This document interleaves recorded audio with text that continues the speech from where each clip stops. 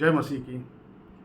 नीति वचन उसका 21वां अध्याय और उसके उस 25वें पद में लिखा हुआ है, आलसी अपनी लालसा ही में मर जाता है क्योंकि उसके हाथ काम करने से इनकार करते हैं।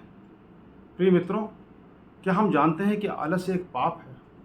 आलस्य एक ऐसा पाप है जो कि हमें बहुत से अच्छे काम करने से रोक देता है।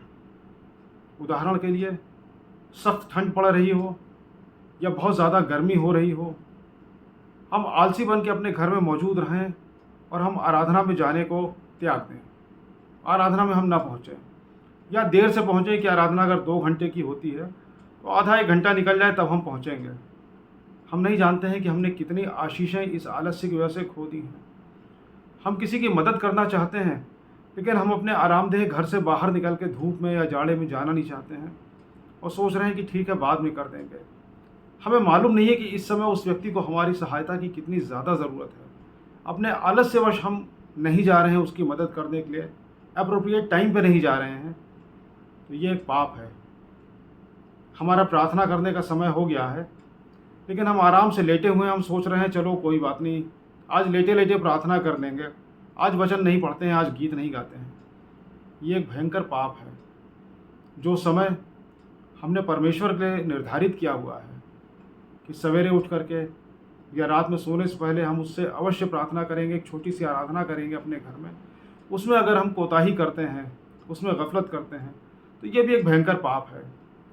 आलसी आदमी अपने जीवन में न केवल सामाजिक रूप से नुकसान उठाता है, बल्कि आत्मिक रूप से उससे कई गुना ज़्यादा पाप उठाता है।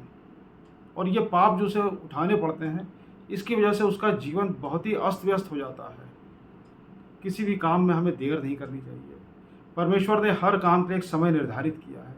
जो बात जिस समय हमारे मन में आती है, हमें उसी समय उसे पूरा कर लेना चाहिए।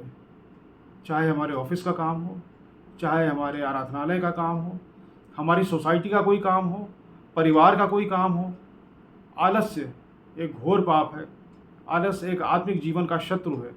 आलस्य से हमें बचना है और इस पाप का निराकरण अपने जीवन से करना है। निर्धारित समय परमेश्वर को देना है, निर्धारित समय परिवार को, सोसाइटी को, आसपास के लोगों को, सबको देना है। और तब इस आलस्य रहित जीवन से हम एक अच्छे जीवन की तरफ बढ़ने की कोशिश कर सकते हैं।